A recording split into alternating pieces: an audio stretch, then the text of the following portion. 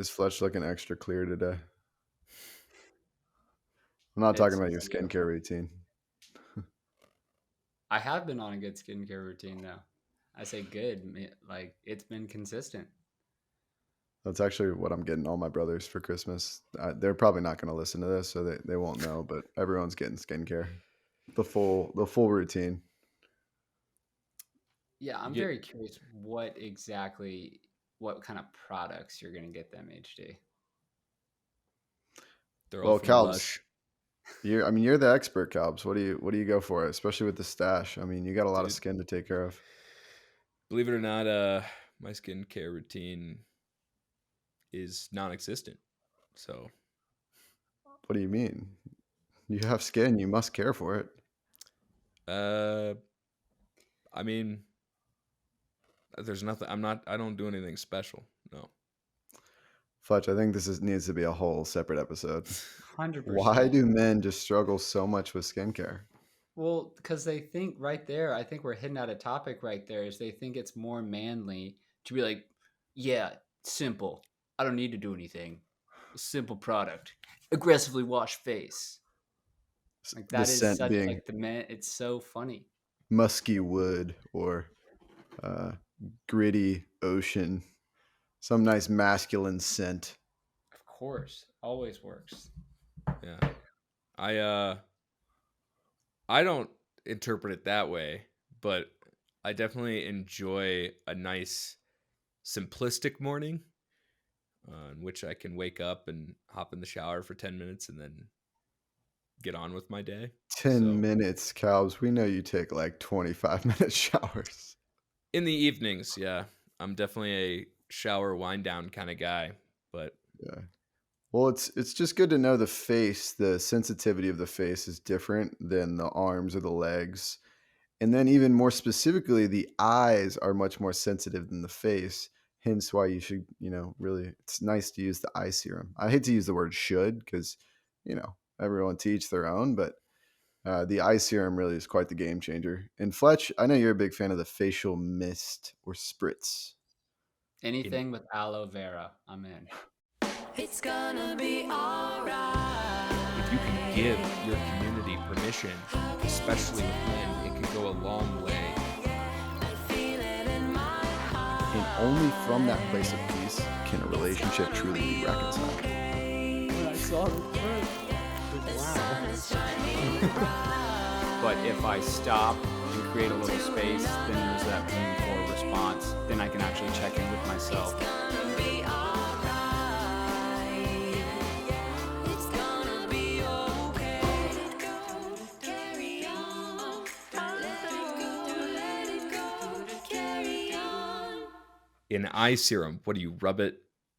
Where do you put the serum? In the eye Gen- or Gently, a around little the bit on eye? your finger, and yeah, right around the eye Oh, area. Yeah, what does that do? moisturizes the eyes so that your eyes really just allure people.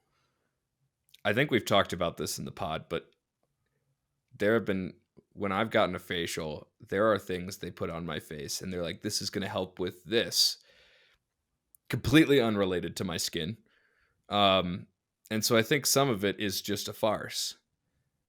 Of course, I mean, like all things are in the beauty and health and arena, you're gonna have farces and fads. But talk about just a simple skin routine. I think it can only be beneficial for not the McKenzie right now, but for the 50-year-old Right. McKenzie. I'd liken it to brushing your teeth. In 2 weeks you may not fully notice whether if your teeth have gotten more yellow, but 2 years from now, start to notice. And fortunately, we're not getting any younger, so the skincare matters. That's my pitch. Hmm.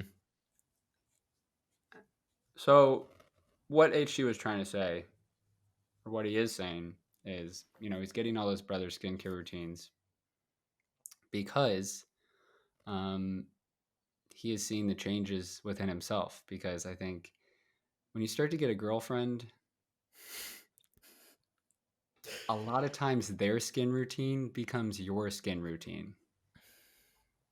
Or at least makes you realize how you don't have a skincare routine when it takes your female friend uh, a lot longer to get ready for bed, and you're like, I feel like I should be doing something more here. So you start water picking, start adding the I I moisturizers. I enjoy the time in which my wife is getting ready for bed and I've been ready for bed. It's me time, and and I think that does more to my health than an exfoliator. I think as long as we want to sit on and dance on the skincare routine topic, I would love to go ahead and jump into the topic of the day. And if you're just tuning in for the first time, we're three dudes, and sometimes we invite people in on this podcast, but a lot of times it's just us talking about things that we believe matter and we want to have healthy conversations about. So without further ado, Henry, can you tell us, or Mackenzie, tell us what we're talking about today? Yeah, I'm excited for this one. I know this is one that you kind of brought to us, Mackenzie, and you've been kicking around, and yeah, I mean, this is pretty critical. We're talking about self acceptance and how do we get there. Um, and Mackenzie, I'm curious, just how did this topic even come up for you? Like, why do you feel like this is something we really need to talk about today? I work with a ton of guys who often will bring up this saying of like, I'm flying blind, or I, like I don't even know where I'm going with my self discovery or my self healing journey. Like, what am I trying to arrive at? Because I don't know what a different life outside of feeling isolated, lonely, pain, suffering, whatever it is. I don't know what that horizon looks like to me. And uh and so I've realized that what a lot of guys want more than anything is feeling as though they can truly accept themselves for who they are. Um, there's a lot of peace that comes with that. And so to me, the end goal is to have that inner peace with who you are. And it's no longer a life in which you're trying to find ways to feel accepted from others. Rather, you have found a way of life in which you are feeling truly comfortable with who you are now, and the qualities you have and the qualities you don't have. And so to me, self acceptance is the end journey for a lot of guys. What does that really look like, though, when they reach that level of self acceptance? Like, what do you find men are then looking for after that? I mean, then they're looking to live this new life. You can approach relationships totally different. Um, having a girlfriend looks and feels different than it did before. Um, Having a job feels different than it does before. It's a new way of living. It's an awakening, and so um, you can have all the same elements of your life. You can have your group of friends, you can have your job, you can have your partner, you can have your children, but with this new feeling of being okay and comfortable with who you are, and more importantly who you are not. And so self-acceptance is just a totally different way of living life versus a life in which you're trying to culturally integrate in a way that is accepted by others. So that's to me how you can live a life of self-acceptance and how it changes your life. So I want to take it back real quick to just like the struggle for self acceptance, because and just an example that was coming up for me even in the last couple weeks, for whatever reason, right now in my life, I feel like all the different arenas I work in, or I'm doing this fellowship program as well. And everyone's asking me to take these personality tests or some version of like a workplace assessment test. Anyone, maybe some of y'all listening to this have taken the Enneagram, or um, I think this is a good example for me of one of those areas where it like bumps up against some things we learn about ourselves. and some stuff that maybe has just kind of been rooted and shaped by our experiences, some stuff that maybe just kind of part of our temperament and the way we were created when we came out of the womb. And I'm curious if you guys have ever had that experience of taking a personality test and then kind of feeling like your mail is being read for you, and you're like, dang, yeah, no, that's true. That's a weakness. That's real. Yep, that one too. Because that's an area that I can just think about immediately, where it's like, okay, I have to either choose to accept this or like I'm fighting it. And certainly, it's not to say we can't work on our weaknesses or areas for growth, if you will, but that there is just some parts of us that we can't change really, and that one of the best ways, and if we are to change it, it really is first requires that self acceptance. Um, can you guys think about a time where you've struggled to accept yourself? What does that felt like? Hmm. I think acceptance is kind of this ever evolving journey. And I think the more that you accept, or the more you go and dive deeper into it, the more you realize um, there is a lot more to accept. And I think it is easy to accept the good, easy to accept the things that you are naturally gifted at. The hardest thing is to accept the things that you're bad at, the things that you might have shame or guilt around, and that just like lives inside of you.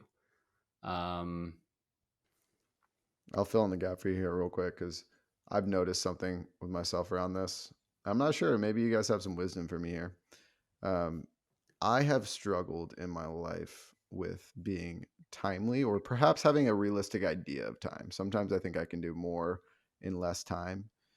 McKenzie's smiling because he's like, yeah, no, no schwiggity If I remember schwitz. correctly, we are 45 minutes late to press and record on, on this Actually, podcast. technically, we're an hour early based on the time we That's originally true. That's true. started. That's So true. we get a little bit of grace today, but Yeah, you met the deadline of yesterday morning. Yeah, but not the change this morning. right, right. Yeah. So just to say, this is not an area of strength for me. I think I root it in time optimism, kind of the just belief I can do more than I can. And I'm still working on my time bending skills.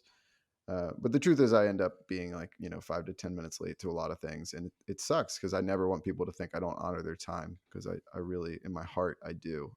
And I so appreciate it. And that comes up on the personality stuff. I'm like, lack of attention to detail at certain points, right? And I can get really sucked into a conversation, and that feels like the most important thing in the world in that moment, and I can disregard what's coming next. Or and so I've struggled. This is an area I obviously want to work on, and part of it has been like accepting that it's not it's an area of struggle for me. And I've noticed that when people call me out on it, like the other day, someone who didn't know me very well called me out on that, and it immediately triggered like some sense of like anger or frustration in me. Um, and I know, Mackenzie, we were talking about anger right before this, and there was and just how anger, a lot of times there's something we're trying to protect when we get angry. And I think a lot of times for me, it's my reputation. And maybe some men out there too, like this need to protect my reputation by like not wanting to be a guy who's viewed as being late to things.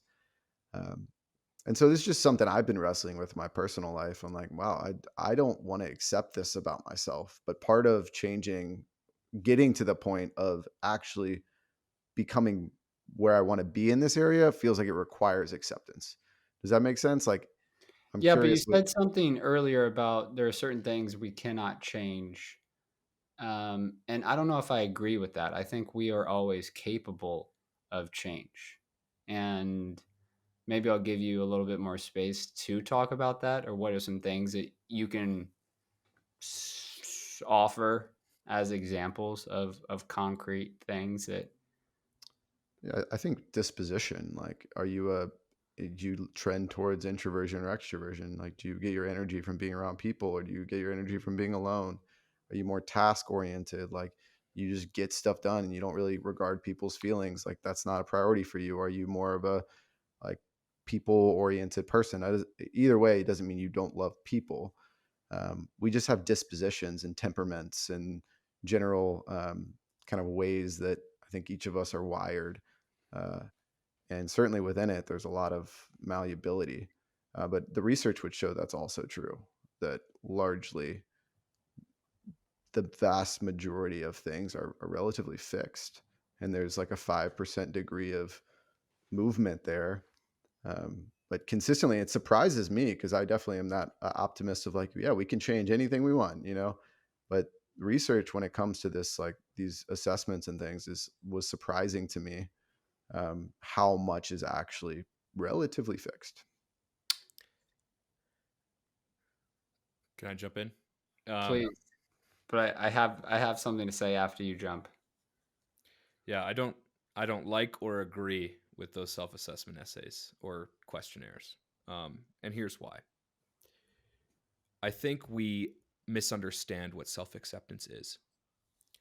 I mean, there are many points in my life where I felt as though, let's use your time example. Like, I'm just bad at managing time. It's part of my personality. I'm bad at it. But every time I would tell myself I'm bad at managing time, I'm just validating to myself that I'm bad at time. And what I'm also doing is making my personality based in reflexive behavior rather than based in intentional behavior. And what I mean by that is we all want to feel as though we have figured ourselves out. And I think a lot of people use self-acceptance. My understanding of self-acceptance is totally different than it was 5 years ago. Because self-acceptance is not about figuring yourself out. Self-acceptance is about choosing to not accept the qualities in your life that you don't want to identify with. And what I mean by that is like, oh, if someone accuses me of being a liar, or if someone accuses me of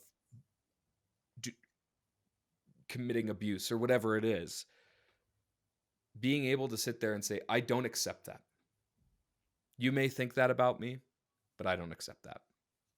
I am this. I am strong. I am confident. I'm secure in my personality, and your interpretation doesn't affect me in that way. And so that to me is what self-acceptance is. And the thing I have issue with some of these like identity or personality tests is all it's doing is looking to validate the things in our life that we feel are reflexive. But nothing about our personalities are reflexive. It can be moldable, it can be changed through proper work. So that's why I don't like it or agree with it. Have you ever taken one? Mm-hmm. Your dad had me take one, remember? Oh, the Strength Finder. Yeah. Yeah, I But mean, if they're you all don't like just them, why would you take them? You know, HD. So why? This was before I've gone on my own journey of true self-acceptance. So. I think it's absolutely using it as an excuse is the wrong way to think about it, but it gives us a framework to have a conversation, develop language to talk about, growth areas, why we may trend towards certain patterns or ways. I know I want to let you in here, Fletch, but I feel like one thing, McKenzie, in this example, like if someone calls me a liar and I disagree and I'm like, no, I'm not a liar. I'm strong. I'm confident. But what if I just lied, right? What if I just got caught in a lie? And of course, like that sucks. Like I still have to come back to some rooted identity to know I'm not the lie. I'm not my action, right? There's something deeper, right? So it does get to the core of like, and I think you're starting to get to that. What do I believe about myself? Right. And who I am and why I'm here. And I mean, this is such a deep, to me, a spiritual conversation. I mean, when you get to the point of like deep, true self-acceptance. Yeah, and for that example, if I lied and someone said you just lied to me and I get caught in the lie, if I lie about lying, do I really know myself or am I just defending myself? Am I confident enough in who I am to be able to say you're right? I lied. I lied to you. And so I think there's a difference there, right? If like, oh, if someone actually called you out for something that you're struggling with, can you recognize it, acknowledge it, and be able to move past it, move through it? Or are you going to be defensive because you feel as though it's a reflexive behavior in your identity? Um, that's where I think the big difference is in what we're talking about. I And just feel like, sorry, you can go ahead, Fletch. Mackenzie, can you to the ears that are listening right now, can you go ahead and define a reflexive behavior for those who don't know? Yeah, what I like to think of with like a reflexive behavior is you have a button and it's connected by a wire to a light, right? And a reflexive behavior is every time this button is pushed, this light comes on all the time, no matter what, whether it's rain, shine, whatever, that light will always turn on because of that button.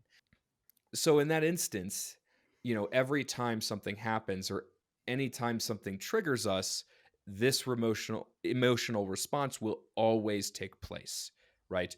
So if someone accuses me of this, I'm always going to get angry. Or if someone accuses me of being bad at time, I'm always going to get defensive, right? So we're always trying to find ways to make our emotions reflexive within us because we want to feel like we understand what we're feeling and what we're going through in life. And that's kind of the essence of the issue for a lot of guys is they start to write off their personality and start to just try to make rules about it in their own personality that may not be true, but since they're constantly validating it, it becomes true.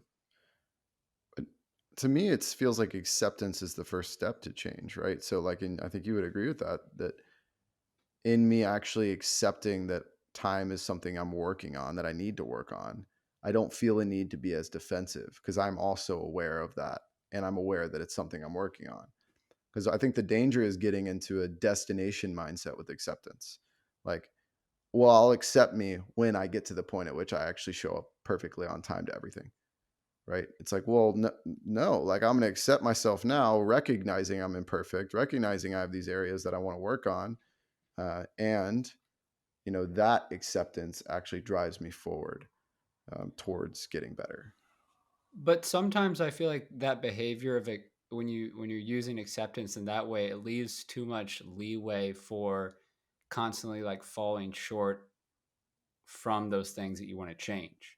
Like if you're still packaging the self acceptance around not reaching certain things just because you continually justify it with self acceptance, I think can become very dangerous in that regard.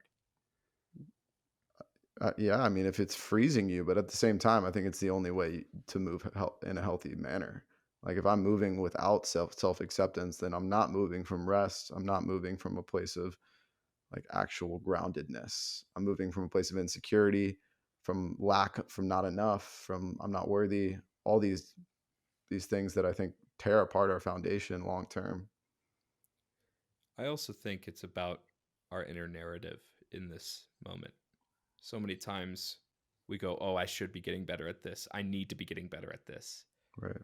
And rather than coming from a place of almost like guilt around the fact that you're not doing it, then the inner narrative should change into using language like, I'd like to get better at this, so I'm going to do this. Like focusing more on the destination rather than focusing on what you're not doing um, Hmm. can help build that inner monologue of, that this issue with time isn't finite. It's not something that's just I'm going to perpetually feel guilty about. Yeah. So I think that goes a little bit along what you were saying, HD. Yeah, no, I think that's really good, and maybe what you're saying too, Fletch. On like we talk about it in like the should language. I think should is one of the just words that I'm working on taking out of my vocabulary completely because it always is creating this sense of lack or um, what are some other ones? Some language. I need to be doing Yes. this. Yeah. I hate that I'm not this. Like there's a million different ways we negatively keep our emotions stagnant and keep our behaviors stagnant. And that's one of those ways is just by perpetual guilt in not achieving what we want to achieve.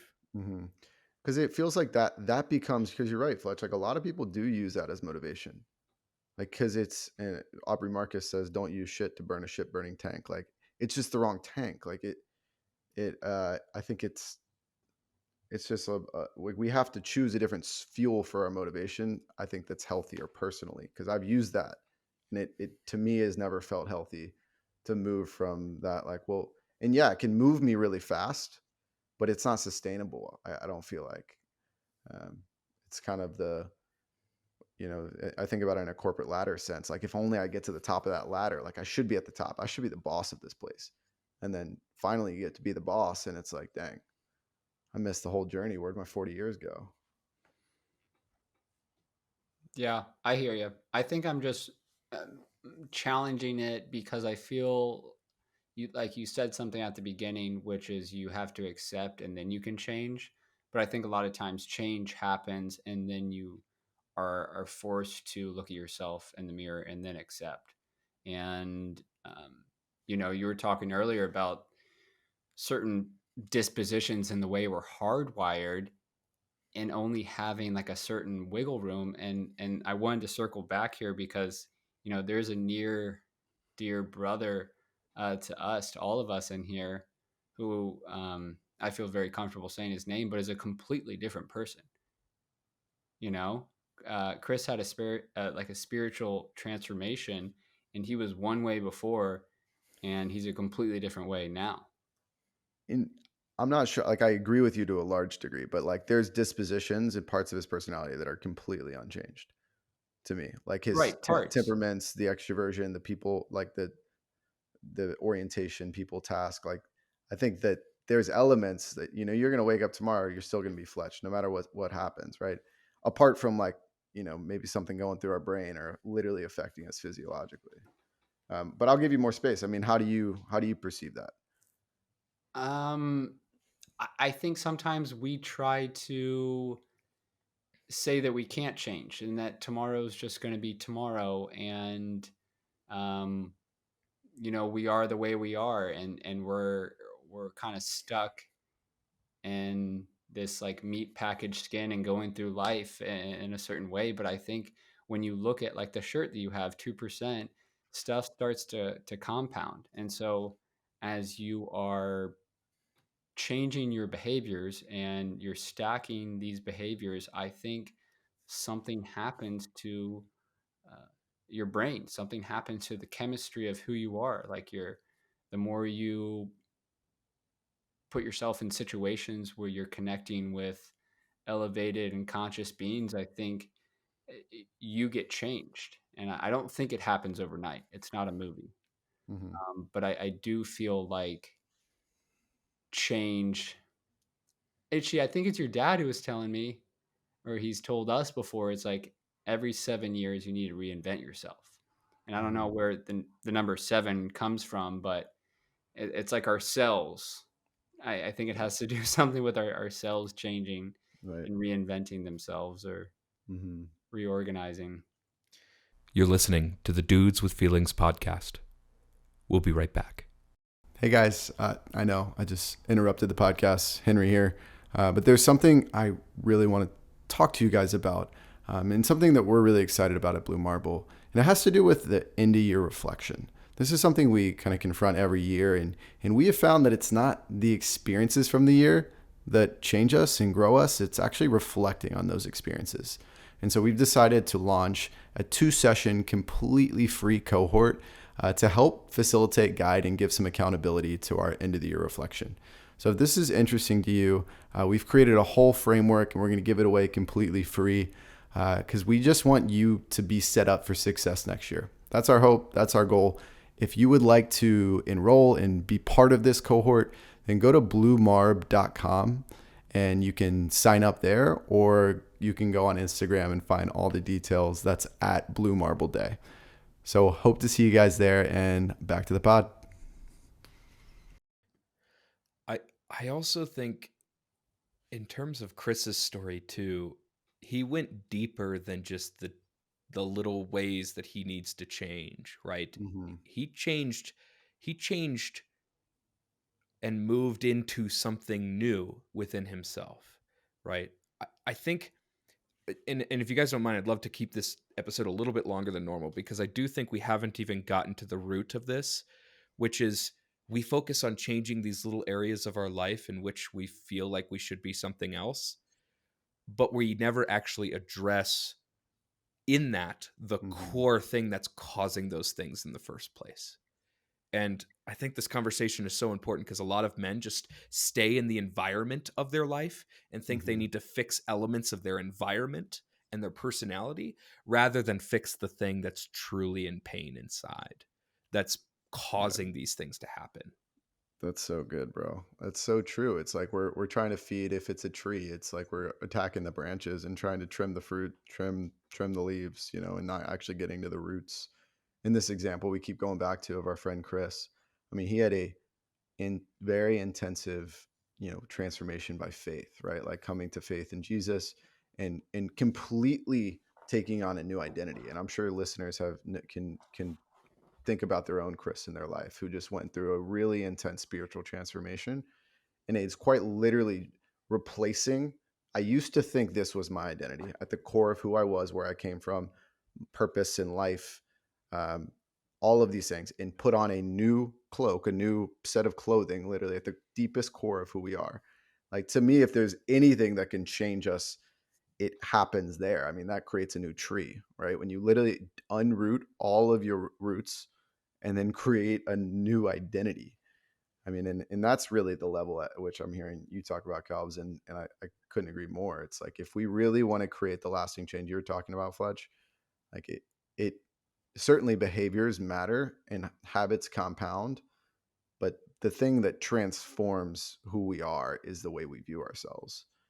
Um, and that's why it does become such a spiritual conversation, at least for me and my own self acceptance. I think it's also I would add a little bit more language to that, HD, and say it's it's how we view our capability. Um, because I think we grow up thinking that these little tiny changes are never going to happen. We believe in ourselves that we're incapable of doing something bigger, something grander, something more profound within us. And I think people like Chris find that in faith and they find this new capability because they have they believe in the sense that the Lord is behind them doing this with them. And so I think that's the thing that has to be reprogrammed is this idea that you're incapable of getting deeper and solving that problem. There's an unwillingness to do it, and there's a lot of doubt that comes with doing it too. So my question for you guys then becomes, what does that actually look like though? For someone who's listening who is living a quote unquote healthy life.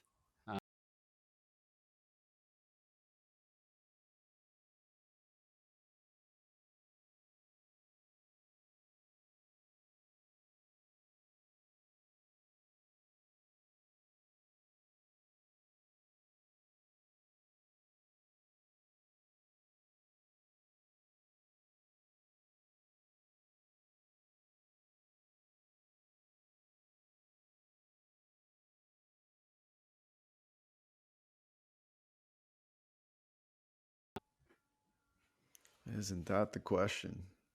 I think I can only, I mean, I think McKenzie could speak from more of a research based perspective. I can speak from my experience. And one of the toughest things of self love is I know all about myself, right? I've lived in this skin. I've woken up and seen life through these eyes. I know the things I've done I'm not proud of. I've found it incredibly difficult to love myself. It's a nice idea. Um, it's hard to do in practice. Um, the I guess redeeming of my roots, I feel like has happened by way of actually admitting I can't do it alone. And we talked about it with Chris, but it's very similar in my own way. But that I've seen, I've had to replace the way that I wanted to view myself or tried to force myself to see myself, and actually start seeing myself the way that I believe God sees me, through the lens of His love and His grace. And how uniquely and wonderfully he's made me, and he's made each of us, I believe. Um, and it's only been by way of replacing my ideas of myself with God's ideas of me that I feel like I've been able to create a new tree that is rooted in knowing that, my love, like his love for me, God's love for me is not, um, it's not about like me getting it all right, being perfect, that I couldn't be more loved than I am right now. Like that to me is forms the root, as well as I understand it in my life. And certainly there's some days where that's harder than others to receive, but that's kind of been, the challenge for me was I couldn't figure out how to do that myself. And, maybe you guys have found some success. So I'm curious to hear kind of what you have to say about that, Kelps. I can only speak to my experience with men over the past year, and a lot of men, they're frozen in this personality that they believe about themselves. Negative self-talk, all this stuff derives from uh, a deeper feeling of grief. And immediately when you think of grief, you think of, oh, that can only be experienced if you lose someone. But there's something called disenfranchised grief or suffocated grief kind of bundled together. And what it is it's a sense of grief of which you've lost something else, maybe other than death. You have lost your sense of self. You've lost this childhood of yours. You've lost your innocence. You've lost your understanding about life, all deriving from a traumatic experience. And grief is extremely scary to face because it's extremely uncontrollable. And it's widely known that men refuse to face grief head on because of how emasculine it's considered. And I think that's the biggest thing that causes men to continue behaviors in which they're kind of just coping at the surface because they're not facing a grief, they're not facing a loss. And just the fear of that loss is what's causing them to replace this emasculine emotion with something more masculine, which tends to be anger, which tends to be contentment, and um, uh, kind of a more superficial way of going through life. So I have found that being the core issue is the fear of the loss. And they use these emotions, these angry emotions, these emotions of resentment, almost as a way to hold on to that because that's the only thing, or that's the only way they can connect with the thing that they've lost. Or maybe even they don't know how to, what even to do with the loss. Like, I don't even think as men, maybe just as people, it's like, how do we even grieve? And like you said, it's grief, not necessarily just in the sense of like a relational or a person, but just in this hard reality that constantly life is like shedding. It's like it's getting rid of things and adding new things in, and it feels like we're almost always in this cycle of grief. That's super important in this conversation about grief, HD, because grief is not just the singular emotion that you feel and it goes away.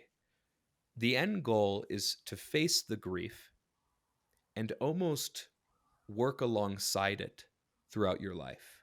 Once you have grief, it's very unlikely that that grief ever truly goes away. It just takes a different form. And if we can build a healthy relationship with our grief and understand that that's a part of humanity and not fear it so much as men, we can actually fall into this feeling of self-acceptance. For example, David R. Hawkins wrote this book, Letting Go, and he talks about grief in it. And I think it's super important to to read a quote from it because it's speaks to this. He says, if we don't resist the feeling of grief and totally surrender to it, it will run out in about 10 or 20 minutes. And the feeling that comes after grief is self-acceptance. And I think that is that is how you get to the dirty truth of truly getting to self-acceptance, is being able to surrender to the thing that you fear the most or that you're holding on to in your past. Grief is a tricky son of a gun, um, and I think that Mackenzie, you're talking to it in a really cool way of just, it's something that's prevalent throughout everyone's life. It's prevalent throughout, um, yeah, life in general. It's going to be there in relationships. It's going to be there in um, all aspects of life. I think the easiest way to think about grief is loss of a person, right? Or maybe that's how it gets shared most of the time, is when you lose someone. Um, what I've experienced with grief is that it comes in waves. And like just when you think you've overcome this thing, it'll come back, and a song or a moment, or you don't even know what the output is, or you don't even know what the stimulus is that makes you, get whacked again by grief, but it continues to just be there. So it's really good to, I think, remind yourself and try to give yourself more grace, especially when you're going through something really heavy. Um, and I think that's why storytelling to me is so important, because storytelling ends up being such a beautiful outlet for people to connect. And I think when you have connectivity around grief, it gives people an opportunity to be seen and heard in their pain. And I think we all want to be seen and heard, um, especially when we're going through something. Yeah. You speak to one element of grief in this, Fletch, which is like the loss of something or someone. But grief is kind of an umbrella term, right? It's not only you're feeling the loss of something or someone, but you're feeling lost because of it, and you're longing for something to be different. And Mm. so those three elements are kind of how grief reveals itself in us. So um, it's those three things that I think comes up for people throughout their life in different ways and based off of different influences of grief.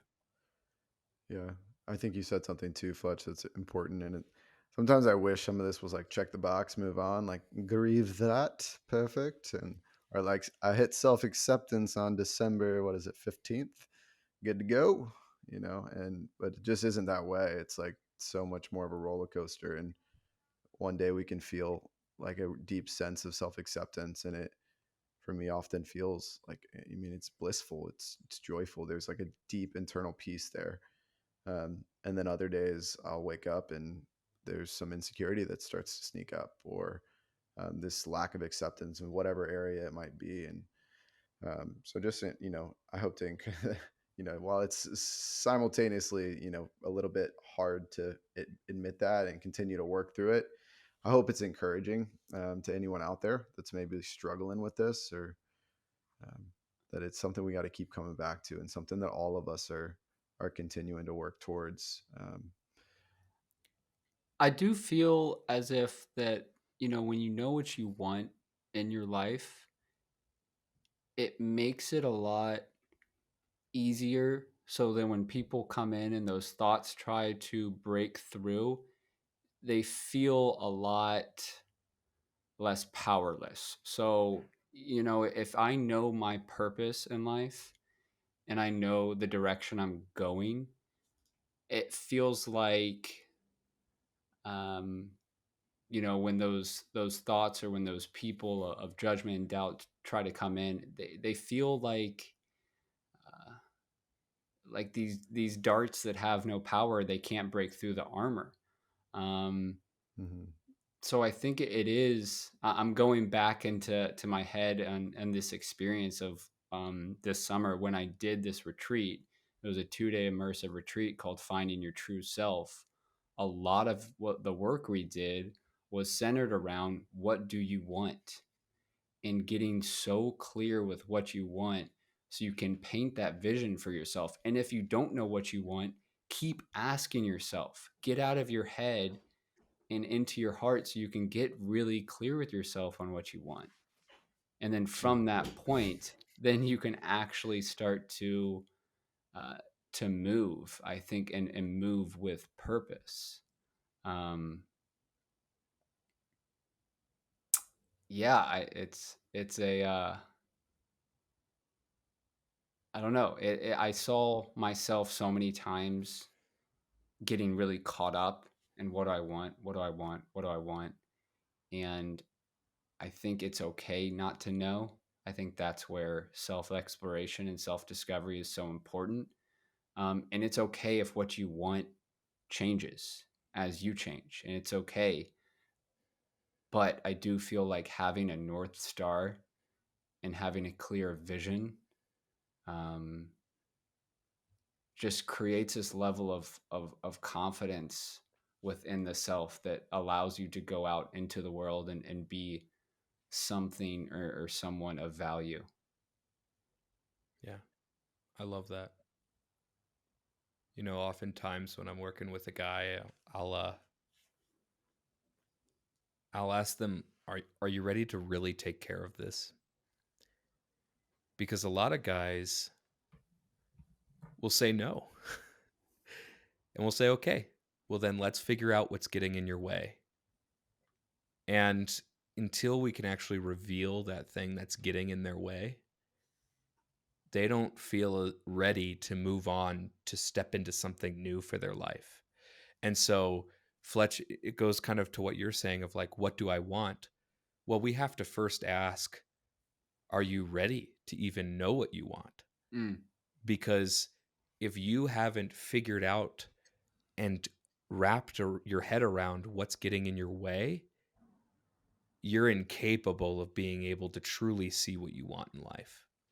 And I think that's an important step in that process. yeah, and it makes me think about the activities we did leading up to the whole "what you want" activity, which was um, forgiving a lot of people in our lives, and mainly our mom and dad. And so we sat down at this table and with our hands like, painted a picture of our moms and dads, and then read through this whole thing of forgiving them and accepting that they are human, accepting all their imperfections, and accepting um, that they were just trying their best with where they were at.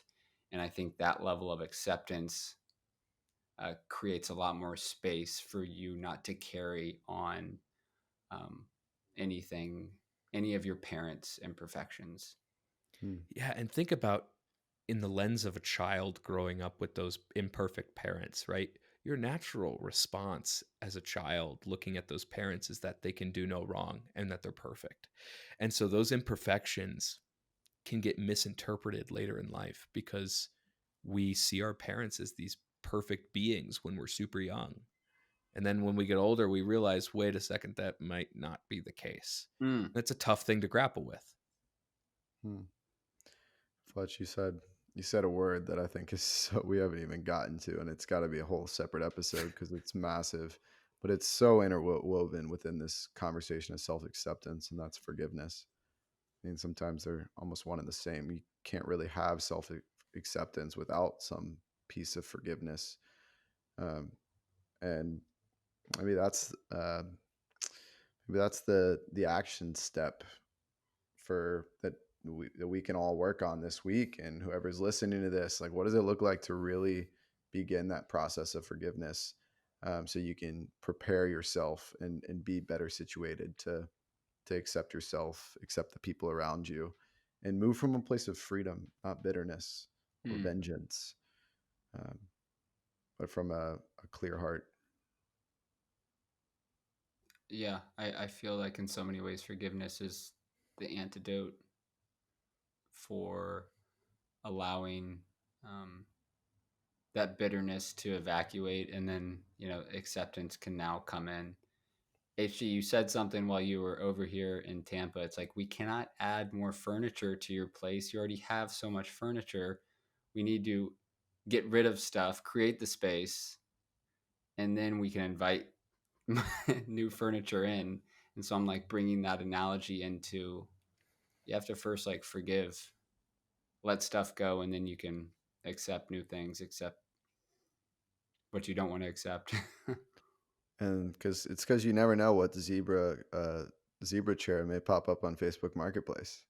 You got to be ready. You got to keep the house clear because you don't know what's coming around the corner, and it may be so beautiful in a $30 zebra chair that you got to bring it in, even though it's way too big for the space. I love that analogy, Fletch. Like your mind can't hoard emotions. It's gonna just stick to the ones that just built off of the one before. And Yes. yeah, So it's good. true. Really good. Don't be a hoarder. we're not that complicated of humans when you break it down like that. It's like, dang, like I'm still at step 0 when I thought I was at step 5, and it's just because I think my emotions are way more complicated than they actually are. You're a simple man, McKenzie. Simple man. Mackenzie, Black and white. For those who don't know, Mackenzie, he wears multiple hats, and one of the hats he has recently worn for me is my internet consultant. And as someone who just knows so much more about technology than I do, I feel like this is something I really like as an analogy, and I share with others.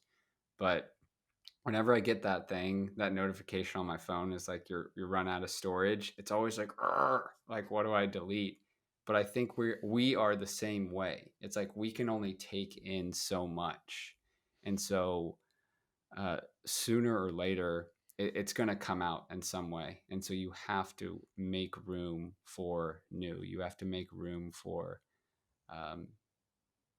different things that you actually want to be growing in your life. And I think sometimes it takes a very uncomfortable purge in deleting things that are just part of your past. Which leads to grief and forgiveness, and then back to self-acceptance, and then we're just full circle. Yeah. Yeah.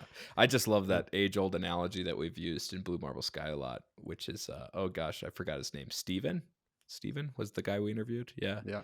Where he talks about like the difference between a bleeding wound and a scar, and to view your scars a little bit differently than just something to be ashamed of, but almost see it as a point of wisdom for you.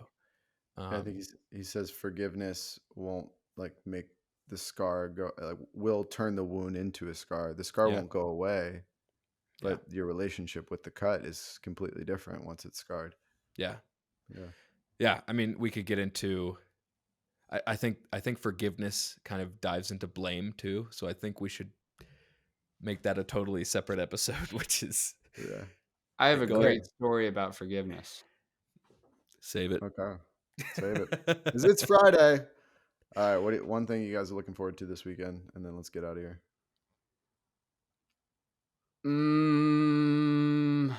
Not just one of my brothers, but both my brothers come home tomorrow. And I'm extremely pumped to see them. Heck yeah.